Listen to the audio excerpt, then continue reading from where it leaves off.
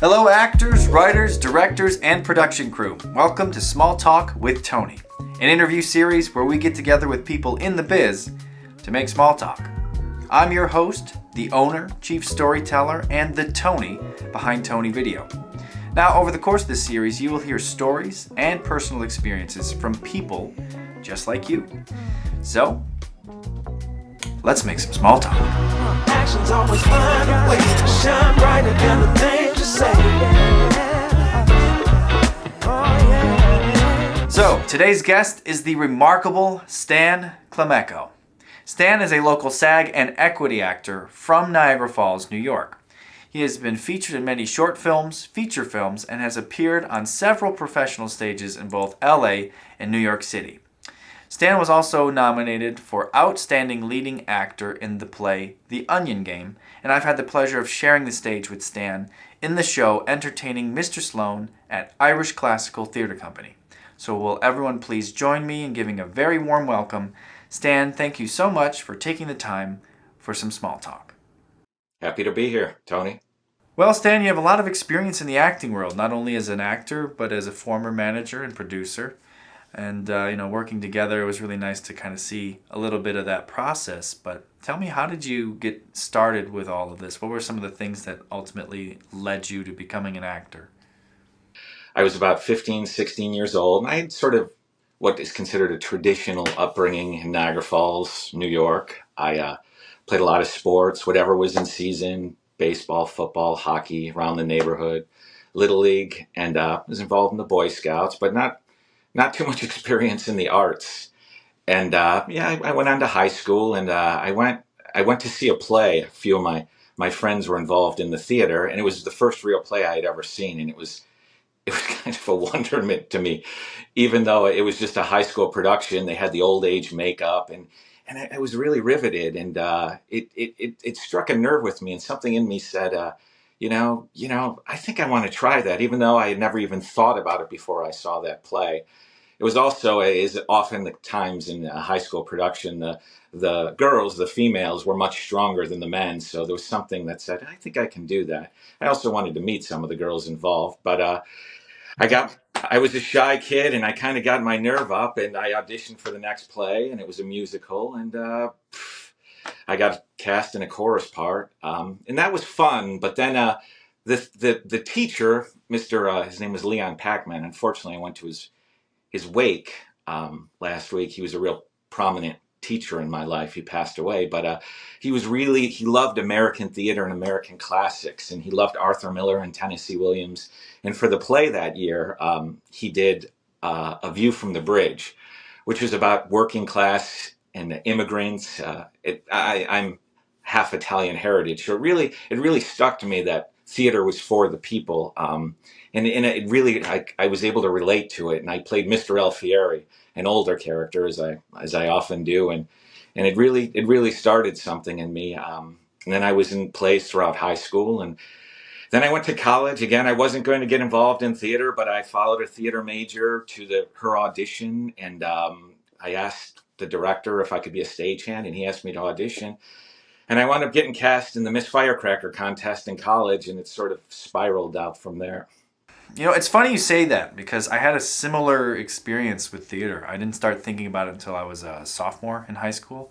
And then I finally got on stage when I was a senior. So it's interesting to see the parallels with your discovery. So you found this new interest. Tell us about what happened next, right. And then ultimately, how did you end up in New York City? I continued on through college. I was heavily involved in the theater department, but I always maintained I was a business major, and I was never going to do this other than purely as a hobby. I mean, it was always a passion in me, and it was something, it was the first thing I owned in my life. I mean, I had been exposed to other things through my parents and sort of the things you do, but this is the first thing I found on my own. And then when I was graduating from college, I had to I went to a summer stock season auditioning in Boston, Massachusetts, and I wound up getting a dual job as both a producer and an actor for a summer stock company on Block Island in Rhode Island. And to be honest, it wasn't the best experience, but it sort of triggered something in me that maybe maybe this is more than just a hobby or a passing interest. And at that point, I made the decision that I didn't really know what to do. So I decided that I was going to put all my resources into moving to New York. I wasn't really familiar with Buffalo or the theater scene. I hadn't been involved in that. But I sort of said, well, you kind of have to go to New York, and I can get a job in business there and also pursue my interests.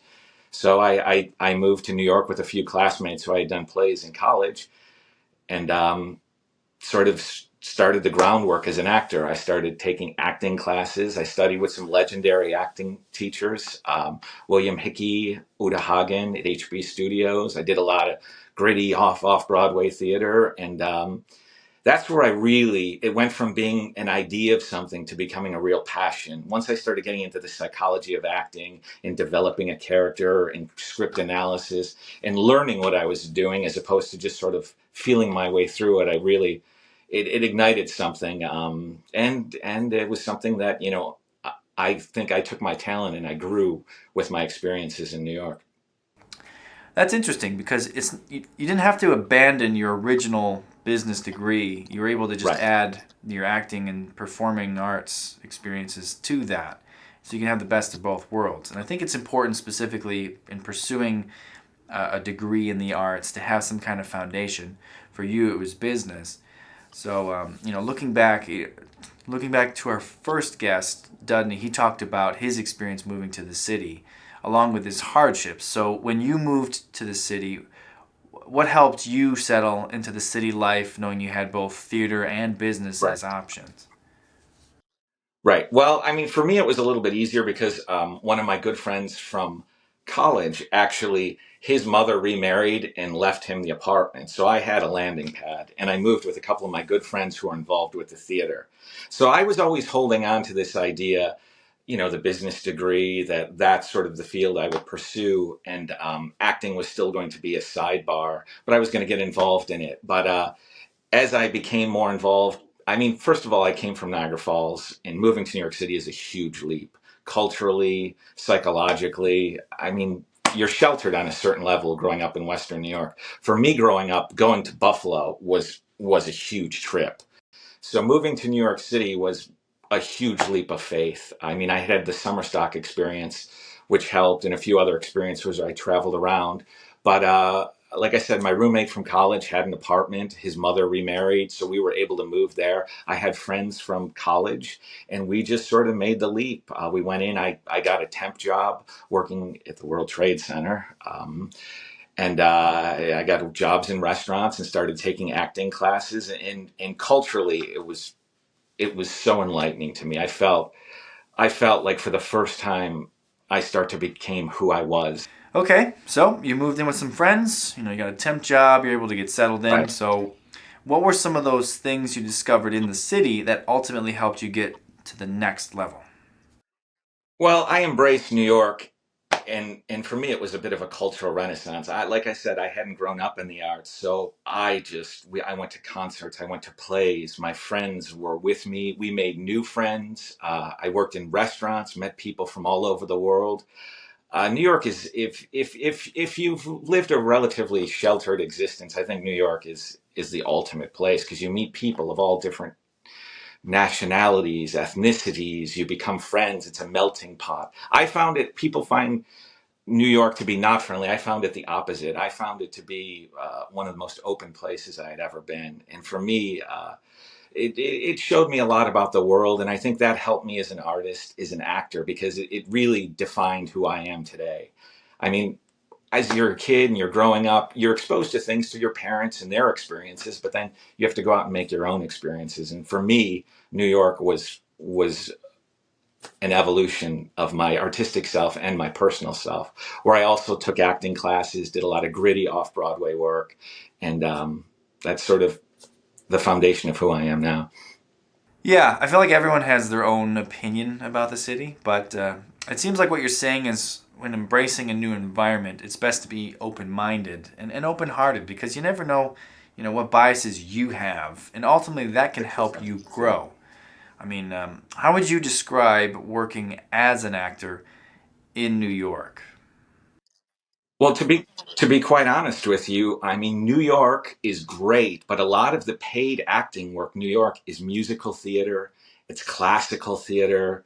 It's New York is a tight-knit ship with what drama school you went to. I mean, over time you make alliances and you grow, but it's kind of I found that I was always more attracted to grittier type of work, like where some people in theater are inspired by Shakespeare or Les Mis. I was always like Sam Shepard or Tennessee Williams. And to be honest, professionally, those plays aren't really done that often. You'd be surprised. A lot of the paid acting work, and I didn't come from a huge amount of money, is in musicals and is in Shakespeare festivals. And the kind of work I wanted at the time, it was always like Quentin Tarantino and that kind of stuff. And I just thought that's the kind of stuff I like to do, stuff I still like to do.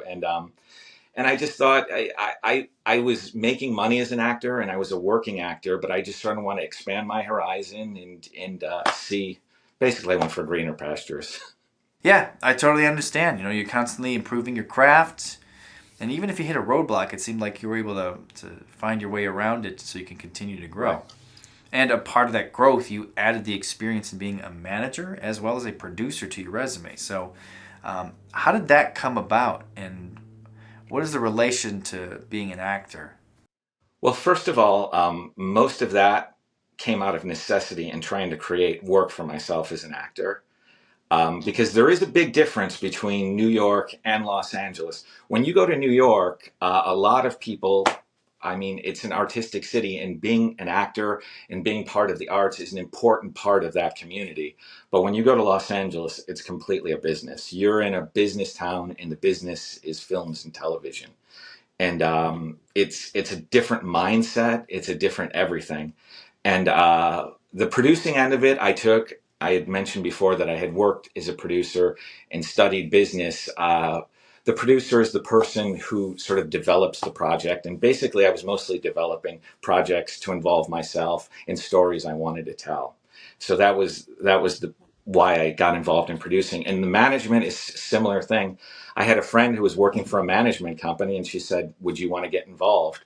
So I started working for her for a while, and as a talent manager, this is basically finding talent or developing talent and helping them find jobs in film and television, basically like an agent. And so again, it was mostly out of necessity, but through that process of both producing content and working as a talent manager, I learned a lot about the industry myself and how to possibly help people. Yeah, it's one thing to refine and improve your process, but when it comes to teaching and mentoring, there's this whole other aspect of growth that you can make. And in some ways, it allows you to get a better perspective on what you already know.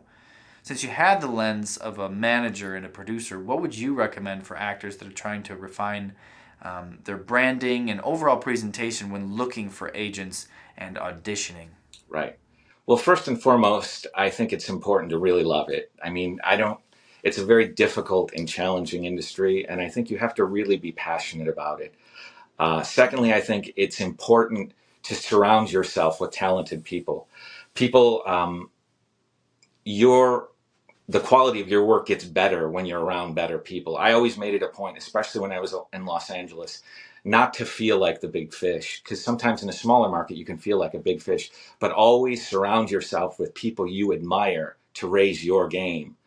I think that's very important, but it's important to be realistic about yourself, how you fit into the business. And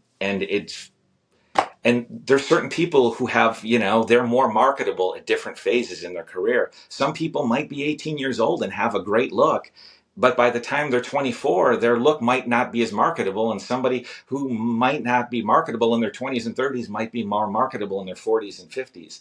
It's important to understand the business, and we have the internet where you can find auditions pretty much anywhere.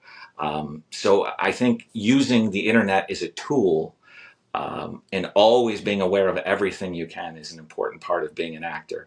But it's being realistic, making yourself as strong as you can at your craft, putting yourself out into a lot of different places, but being very specific, understanding who you are and how you fit into the business, and then researching all around. If you want to do theater, you should know every theater season, read all the plays, know which parts you're right for, make sure the people who are casting the plays know that you are interested in that play. And then keep going at it, and then eventually you'll get work. I was given a very good advice by a casting director. It's one of the best advices I've ever heard. If you're in New York or Los Angeles, it's your job to make yourself as specific a type as possible, and then make the top casting directors know you. And then when that type comes up, they think about you. So it's really important to, like you said, be on brand. And some people are just better types than other people, and that's an obstacle. But with the ability to create content, we have, phones with high definition. Pretty much anybody can create content now. If you're struggling, start creating your content. If you have an original voice, you will find an audience. If you're truly authentic and have something to say, I truly believe that with all the resources we have available to us now, with the internet and different streaming platforms, you will find a voice. The path you take is dependent on who you are and what you want. You can play by the rules. The rules are you go, you get an agent, you try to fit into the casting system, you audition. That's one path. That's the traditional path that's been going on since they made movies and plays. But now in this era, if you have a voice, you have a phone, you have equipment, you can create your own content. And if there's an audience for it, you can find that audience and build yourself independently. I think that's what makes this era very unique and really exciting, because now there's no gatekeepers. If you're great, you can put something great up. You can show them you're great, whereas maybe nobody would have ever known 15, 20 years ago. Well, Stan, I had to say that was a very strong point you made, and I think that will inspire a lot of people to take themselves seriously, even when others don't. So, looking back at everything, your experiences, your journey, your progression, what do you want up-and-coming actors to know that you think is important for them, and you want them to start thinking about now? Right. One thing I took away, especially from being the manager in LA and coming back to Buffalo, which wasn't initially by choice. Family illness brought me back to the area, and my family was here, and that was great, but it wasn't a specific choice at the time to move back here. But I've grown to really love it, and especially post-pandemic, because the world has changed so dramatically, so has the industry. You can get into significant projects wherever you are. Casting directors in New York and Los Angeles 10, 15 years ago, if they didn't know you, they wouldn't look at your tape. But now, because of COVID, the world has changed, and people now have found a new way to communicate. So major casting offices are seeing people for roles that would have never had an opportunity. And you can live in a smaller market like Buffalo and still get great opportunities, not only here locally, because there's a fabulous theater scene and an up-and-coming film scene, but you can shoot to other areas. For example, what I like to do since I moved here is, my brother lives in Boston, so I make myself available to the Boston market. I'm always submitting to things in New York. I'm submitting to things in Pittsburgh. So using Buffalo as kind of a satellite, but also using the internet and the different opportunities available in all the different areas to keep myself ahead of the game and know which projects are coming, trying to get myself seen for projects I'm available for. And oddly enough, I've gotten some opportunities even in the last couple of years that I maybe wouldn't have even gotten when I was in New York and Los Angeles. I mean, that's partly because the business has changed, but it's also because I'm on top of things and I'm sort of ahead of the game. And I would just, if I was to give any advice, is not to limit yourself. Always keep your eyes open, know who you are, and always try to position yourself for the things that are available to you, because you just don't know what's going to happen. I mean, that's the scary part about the business. That's the frustrating part of the business. That's also the fun part of the business. I mean, something can happen beyond your wildest dreams. And opportunity is out there. Sometimes you just really have to go look for it. Excellent. Well, thank you, Stan, for taking the time for some small talk. I'm sure there are many people interested in learning more about you, so what's the best way for people to continue to follow your journey? Well, you can always go to my website, stanklimactor.com, STANKLIM actor.com. That gives you pretty much all the information. Yeah. Well, that concludes another episode of Small Talk. I want to thank my guest Stan for joining us today. Sure. Thanks, Tony. And I also want to thank you guys for watching. You can check out all the latest episodes at tonyvideo.com/smalltalk. Be sure to like us on Facebook and follow us on Instagram where you can get the latest news. See you next time. Choose ain't really up to you.